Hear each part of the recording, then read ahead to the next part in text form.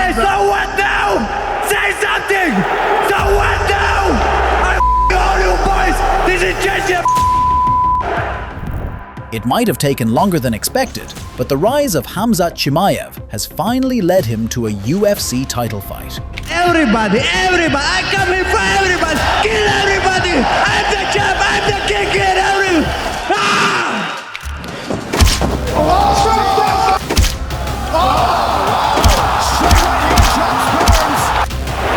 He might tap. It looked like his right hand was breaking his tap.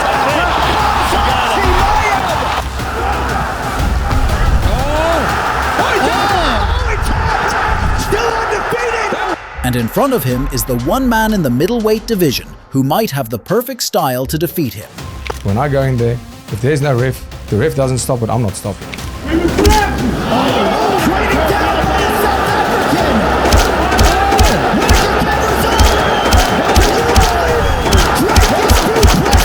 Am I still willing to die? Absolutely, that's easy. It's, are you willing to kill a man in front of his family? Yes, I am. And that's why I'm the world champion. South Africa, Dricus Du Plessis! The UFC 319 main event will feature the return of the 185-pound champion, Dricus Du Plessis, as he attempts to shut down the hype train of one of the most electric rising challengers in the sport, and it's looking set to be one of 2025's most unmissable fights. So with that in mind, let's dive into this riveting middleweight title clash, giving an overview of the two fighters involved before ending with our predictions.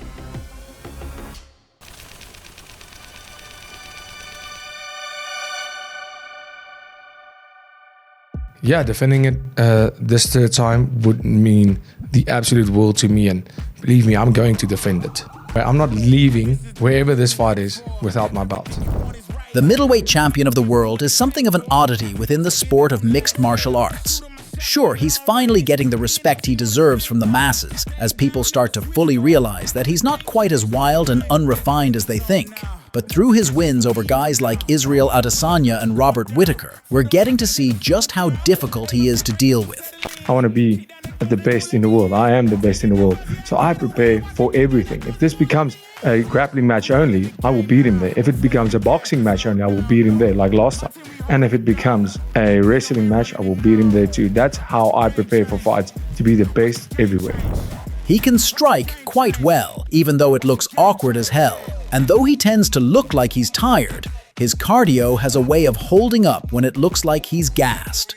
Add in some powerful grappling skills and excellent physicality for the division, and you've got one of the trickiest matchups in the UFC today, in any division. And people are breaking down my style and saying how smart it is. And a lot of those things, I go, what are you talking about? I don't even think about that. People are going, oh, look how he's planned, he steps inside with his foot, then outside. And I go, what? And if there's one thing that his fights with Strickland showed us, it's that DDP is still improving. I felt great out there tonight to show progression. That was the biggest thing, to show that I can submit the best in the world, a guy that's never been submitted. I can go out there and knock people out, and I can go out there and outpoint a guy that outpoints anybody and do it over 5 rounds. That was a big win for me tonight, and it was a big performance. Khamzat Chimaev may have burst onto the scene with a truly insane level of activity, breaking the record for the fastest turnaround in UFC history with just 10 days between octagon appearances. He won his debut in July. 66 days later, he's 3-0. But DC, what about these numbers? Total strikes, 124-2 against John Phillips in his debut. There's a tap. Khamzat Chimaev by submission. 68-0 against Reese McKee. It's unbelievable right now. Look at this. That might be it. Just when I say that. There you go. It's another win for Khamzat Chimaev. He is a wrecking ball. Wow. And 4-0 against Joe Merchart. He knocks Joe Merchart out. But after health issues, visa issues, and flirtations with retirement, Khamzat has undeniably lost some momentum. In terms of his skills though, there is no fighter at 185 pounds who is as feared as him. The guy's special. I've been in this game my whole life. I've never seen anything like him. He's special, he's different. He wants to fight again, so. His grappling and wrestling talents are simply on another level, and his ability to break opponents within seconds of grasping a hold of them is truly special. I just wanna fight, bro. Fight. I love this shit, bro. I'm here and to fight and make money and be happy and give this shit to you guys. Chimaev destroyed Robert Whittaker in a way that made DDP's performance against him look slow in comparison. What do you think, guys? How I done with this guy, Rob? How he done? Rob took him down. So if Rob took him down, so there is salam alaikum. The Chechen Wolf has the ability to take anyone down in this division. The question is where Du Plessis has it in him to survive. I want the Khamzat next. I think he deserves a hiding. Yeah, I'll out-wrestle him. Yeah, that's a game plan. Yeah, sounds good. Let's look at some key performances from both men that highlight their strengths coming into the UFC 319 main event.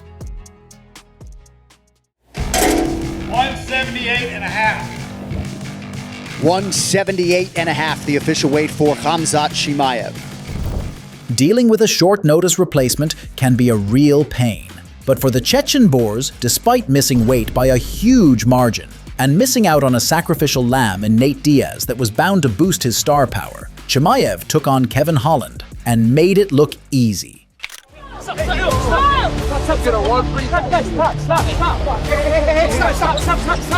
Say that now, you bitch. You're not about that life, kid. You're not about it, kid. You're my bitch. Come on. They stopped that shit. I don't know. I want to more continue that shit. Hey, this is Chechen, motherfucker. Shut up, guys. I'll fuck you boy up. I'm fucking backstage as well. He dominated the Trailblazer, powering through his feeble attempts at defensive wrestling to remind the world why he's the most dangerous first-round fighter in the sport. Even with a full camp, Holland never stood a chance. I'm most dangerous guy here. I'm gonna come for everyone. Nobody can stop me. If I die in the cage. I never leave that cage. Now it's my home. Because I'm obviously looking past Dricus Du Plessis, who is a dead man walking, all right? Let's just get this out of the way. He's going to get destroyed by Robert Whittaker. I don't think Dricus is very good, to be honest. He's kind of like an okay fighter that keeps winning fights. The one common opponent shared between DDP and Khamzat is probably the most impressive performance of each of their careers. Having nothing to lose, that's absolute BS. I have everything to lose. I have a goal to be the champion of the world, and Robert Whittaker is the next step in that ladder. But I believe I did everything I possibly could, and I know I'm ready. We'll get to Chimaev's later, but for now, seeing how easily DDP was able to overpower and bully the Reaper in there was truly a shock at the time. Whittaker seemed undersized by comparison, and even though Dricus looked as awkward as ever in his movement, there was no denying how effective he was. To finish Whittaker in such dominant fashion was one thing, but to show so many different facets of your game, that's what made DDP's performance here special. Like, he runs at you, throwing punches like you stole something from him, right? You think, you see the punches, you move out of the way of the punches, and you realize, like, he's slow. I can see them. You're like, this is too easy. Like, I can see everything. And then all of a sudden it hits you. People are used to certain styles. They don't know our style. They don't know how we put this whole thing together. And he saw that. And that's why he said, I'm the most dangerous opponent he's ever faced. Once again, the Chechen found himself in there with an opponent who took the fight on short notice. And yet, taking on an aging welterweight like Kamaru Usman in his middleweight debut, perhaps we were right to expect from Chimaev. I've already said it before, I might not be the best striker, I might not be the best grappler, but when it comes to mixing it up, I'm the best in the world. If you're the best, why you lost? Last two fights, you lost. You're right. You know, but that's part of being human, and that's a lesson I guess I have to teach you. His first round was good, and he dominated position on Usman, showcasing that truly overwhelming pressure that he's known for. But when he couldn't get the finish, he did let Usman get back into the fight. Sure, he was never in total danger and took home the win in not ideal circumstances. but Dricus likely enjoyed watching this one from the sidelines.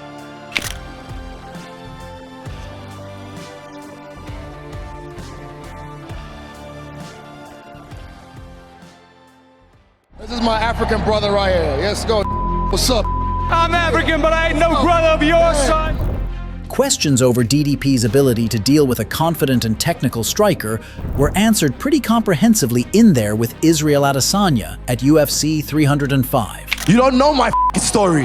Man, don't speak of my story if you don't know my story. I don't care. I will show you who you are. He touched the subject there because I do this for my family. I do this for the people I love, and I will fight for you forever. I swear to God. Still Knox played around in the stand-up with Izzy, and to his credit, the last stylebender really looked good, especially after that beating from Strickland. But Dricus is the type of fighter who is always in with a chance of winning, even in the later stages. And when he saw his moment, he capitalized on it, and proved to the world that even the most credentialed fighters in the game should be worried about him. I'm alive right now. That's just a bonus. I came in here to die for this belt, and I came here to take a load. Luckily tonight we didn't have to do either of those things. But here I am, and still champion, baby. So nobody's a champion when that first bell goes. I went out there tonight to fight for the world title, and I became champion tonight. And you could see that in the fight. You know, I went out there to fight like somebody who wanted this belt, and not somebody who defended it. I have 25 minutes with him. He has 25 minutes with me. And, you know, I'm going to leave it all there. I don't think so. We'll need 25. But if the Usman fight was one that made Khamzat's fans concerned about his chances as a middleweight, what he did to Bobby Knuckles got everyone right back on the train. You have to start a little slower this weekend against another former champion? No, I'm gonna be myself, man. It's just gonna go and fight with this guy, man. So if he run away, I'm gonna run after him. If we're gonna fight, I'm gonna fight, so... Sure, Du Plessis was able to bully Whittaker, but Chimaev blasted through him like he wasn't even there. He got him down, moved to the back, and cranked that jaw so fast and hard that he ended up injuring the Australian almost immediately. And whether it's the Chechen's strength or Whittaker's dodgy jaw, or even a combination of both, that was damn impressive. Yeah, before I come in here, they showed it for me, but I felt something was wrong with his chin when I push it, so but feels bad for that. So it didn't mean to broke somebody's chin, but it's my work, you know, make somebody pain and make me happy and my family. This man fights like a retard on a short bus. And hey, Dricus, I respect you for that because you fight like a fucking maniac. Yeah, I fight like somebody on the short bus, but you look like the driver. The main thing to note about DDP's second showdown with Sean Strickland, compared to the razor-close matchup they had at first, was just how good Still Knox and his team were at making reads. We're probably gonna have a 5-round war. I'm gonna try to put his ass down here. To the death. I think the Dutchman can agree. We're gonna put on a war and we're gonna try to each other up. And that's a promise we both can make you guys. To the death, Dutchman. And there were probably a lot of technical and physical improvements that happened too. But the second fight between these guys looked nothing like the first. Du Plessis had officially evolved to a new level, beating Strickland in every facet of the fight. And that, ladies and gentlemen, is the version of Dricus that Chimaev will have to share the octagon with on fight night. I want to be the greatest to ever do this, but Khamzat's next. I want to make sure that this belt, the middleweight title, that there's no question that I'm the GOAT of the middleweight division. And so, after all of this build-up, how does this fight actually play out? Yeah, I think Khamzat's an incredible fighter, but you know, you're fighting in the top 5 of the UFC, everybody's incredible fighters. You know, he has this one thing that works for him and it's been good, but you know, Khamzat is an absolute animal. Well, it would be lazy to describe this fight as a striker versus grappler, because both of these guys can threaten the other in multiple areas of the fight.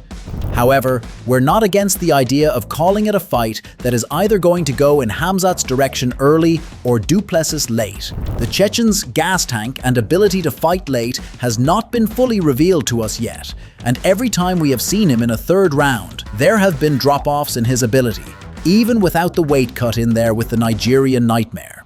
If Still Knox can do what he usually does and weather the storm, there's a very good chance he could take over in the second half of this bout, but that's easier said than done.